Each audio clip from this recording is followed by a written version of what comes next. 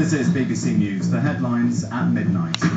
2 military personnel have been shot dead outside an army barracks in Northern Ireland. 4 others have been wounded. Calls for a police investigation after former Guantanamo Bay detainee Binyan Mohammed makes further allegations of torture. Lloyds is ordered to increase its lending by £28 billion after the taxpayer takes a majority stake in the bank.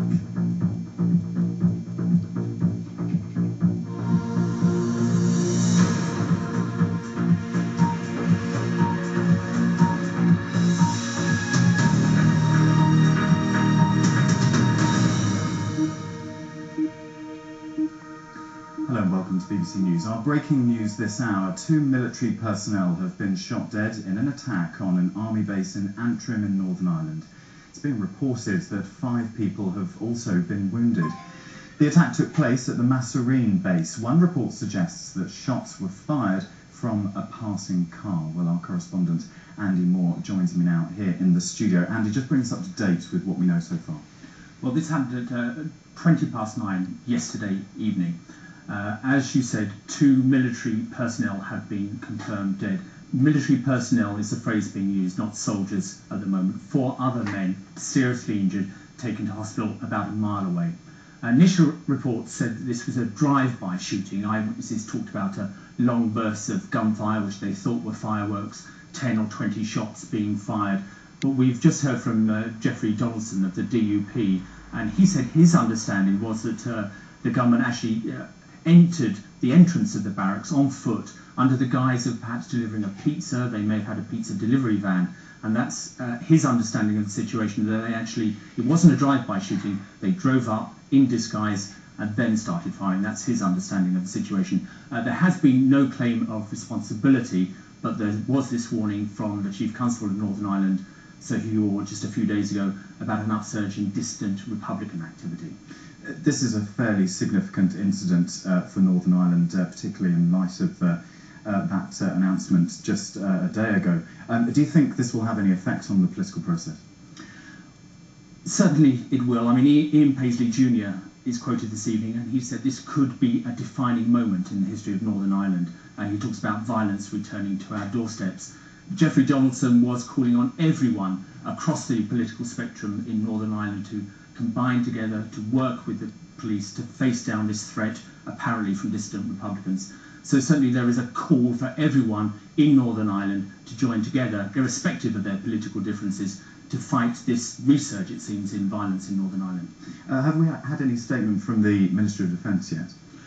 No, we've had no details from the Ministry of Defence. They're trying to get information from the Police Service of Northern Ireland, who are the lead investigators in this. We've had no specific information from them. All we know is that the 3-8 Engineering Regiment is the soldiers who are based here at this barracks. We believe up to about 5,000 troops are based in Northern Ireland, but they're not on active patrol. They haven't been on active patrol on the streets of Northern Ireland for some 2 years now. One would imagine that the finger of suspicion will land on the dissident Republicans. I guess that's the case tonight.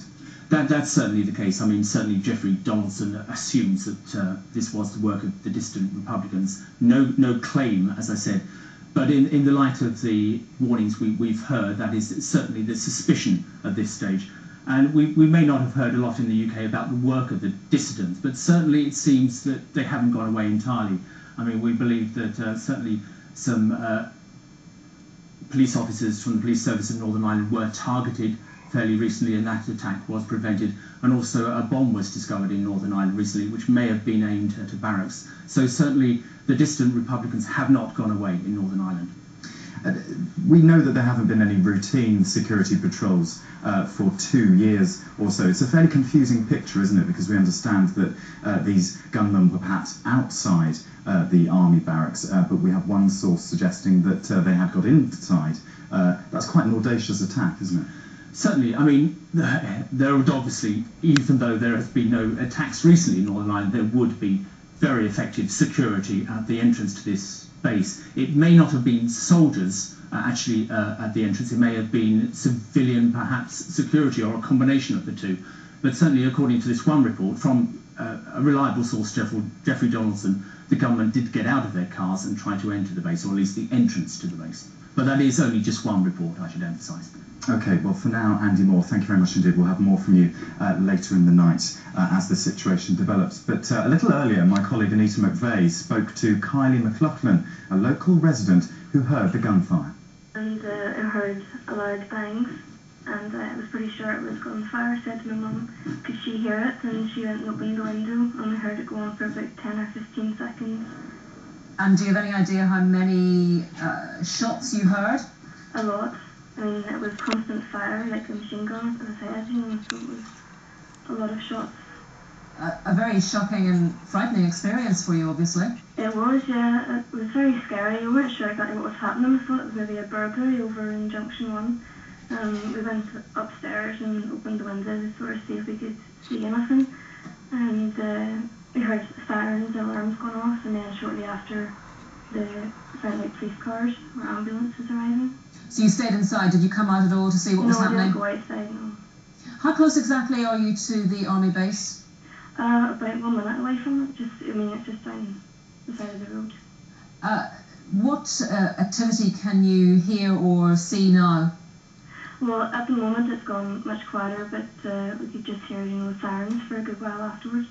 Okay, so you could hear ambulance and police sirens after, very quickly after you heard the gunfire. Yeah, and a helicopter as well.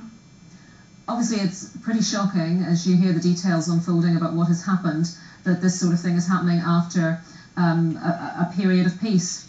Yes, it's very shocking. And what you mentioned, your mum was there as well. What has she had to say about it? Oh, we just can't believe it. It's happened here. It's just unbelievable. And had you seen? Obviously, the army hasn't been out on security duties for a couple of years, but I mean, do you actually see soldiers moving around much from the base? No, not lately. We haven't seen any sort of patrols for a good while now. That was my colleague Anita McVeigh.